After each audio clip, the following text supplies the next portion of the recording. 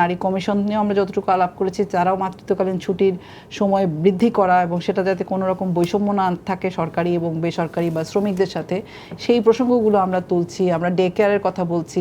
সংস্কার কমিশন থেকে নারীর অধিকার প্রশ্নে আপনাদের নতুন কি থাকছে? এখন পর্যন্ত আমরা আলাপ আলোচনা করে সুপারিশগুলো প্রস্তুত করছি এবং সেই ক্ষেত্রে বাংলাদেশের প্রায় 7.5 কোটি জনগণ হচ্ছে শ্রম শক্তির মধ্যে পড়ে এবং তার অর্ধেকই বলা যায় নারী। তো মোট জনগোষ্ঠীর একটা বড় অংশই আসলে শ্রম শক্তির মধ্যে আছে এবং যেখানে নারী একটা খুব গুরুত্বপূর্ণ, শুধু পোশাক খাত না, নানান রকম অপ্রাতিষ্ঠানিক খাতেও যে শ্রমজীবীরা আছেন, সেখানে নারীদের প্রসঙ্গটাকে নিয়েও আমরা যেমন শ্রম কমিশনে আলাপ করেছি, আমরা নারী কমিশনের সাথেও বসেছি এবং আমরা সেখানে আইনের পরিবর্তন সহ মানে আমাদের সংস্কৃতির মধ্যে নারীকে যেভাবে অবমূল্যায়ন করা হয় সেটাকেও কিভাবে ভাঙচুর করে নতুনভাবে উপস্থাপন করা যায়, নতুন নারীর পরিচয় তৈরি করা যায়, সেগুলো বলছি। যেমন আপা যেটা বলছিলেন যে আমাদের মানে মা হিসাবে বা কন্যা হিসাবে অনেক রকম সামাজিক দায়িত্ব বা দায়িত্ব থাকে, কিন্তু আমার কাছে মনে হয় যে সন্তান জন্ম দেওয়া এবং সন্তানের দুগ্ধপান করা ছাড়া আসলে মায়ের আলাদা করে মানে কোনো খুব দায়িত্বটা আসলে সমাজেরও, কারণ সমাজের যে শিশু আসে সেই শিশু শুধু মানে মায়ের না, বাবার সন্তান এবং সমাজের সন্তান এবং সমাজের ভবিষ্যৎ। ফলে তারকে দেখার জন্য যে এখানে ডে কেয়ার থাকা উচিত, মাতৃত্বকালীন ছুটি থাকা উচিত। মাতৃত্বকালীন ছুটি তো 90% আমি বলবো যে মাতৃত্বকালীন ছুটির একটা ঘাটতি আছে। আমাদের সরকারি পর্যায়ে যারা আছেন তারা 6 মাস ছুটি পান, শ্রমজীবীরা 112 দিন ছুটি পান। তো সেইগুলো নিয়েও আমরা কথা বলছি যে কিভাবে এই ছুটিগুলো বাড়ানো যায় এবং যে ধরেন নারীকে তো আসলে ধরেন নারী হিসেবেও লড়াই করতে হচ্ছে, আবার শ্রমজীবী হিসেবেও লড়াই করতে হচ্ছে বা পেশাজীবী হিসেবেও লড়াই করতে হচ্ছে। ফলে লড়াইটা কিন্তু দুই রকম।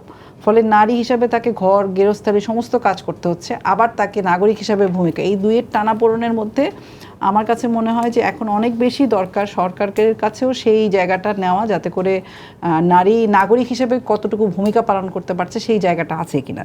যেমন শ্রম কমিশনে যেমন আমরা মাতৃত্বকালীন ছুটিটা শ্রম অধিকার কমিশন থেকে এবং আমার বিশ্বাস যে নারী কমিশন নিয়ে আমরা যতটুকু আলাপ করেছি, তারাও মাতৃত্বকালীন ছুটির সময় বৃদ্ধি করা এবং সেটা যাতে কোনো রকম বৈষম্য না থাকে সরকারি এবং বেসরকারি বা শ্রমিকদের সাথে, সেই প্রসঙ্গগুলো আমরা তুলছি। আমরা ডে কেয়ারের কথা বলছি। যেমন আমরা আরও বলছি যে পাঠ্যপুস্তক সহ মিডিয়ার প্রচারণা, সেখানে নারীর উপস্থাপনটা কিভাবে হবে। যেমন ধরেন আপনি যদি দেখেন যে মানে মুক্তিযুদ্ধের কথা আমি বলছিলাম, আমরা 24-এ হয়তো একটা নতুনভাবে বাংলাদেশকে ভাবছি, কিন্তু আমাদের সূত্রপাত তো 71 থেকে এবং সেই 71 থেকে এখন পর্যন্ত আমরা কয়জন নারীকে আসলে নেতৃত্বের জায়গায়, নীতি নির্ধারণের জায়গায়, সেই জায়গাগুলো তৈরি করতে পারছি। আপনি যদি সম্পত্তির আইন দেখেন বা পারিবারিক আইনগুলো দেখেন, সেখানেও কিন্তু নারীকে নানাভাবে মানে ঠিক সে পূর্ণ নাগরিক না, সম্পত্তিতে তার সমান অধিকার নাই, অভিভাবকত্ব নিয়ে সেখানে জটিলতা আছে।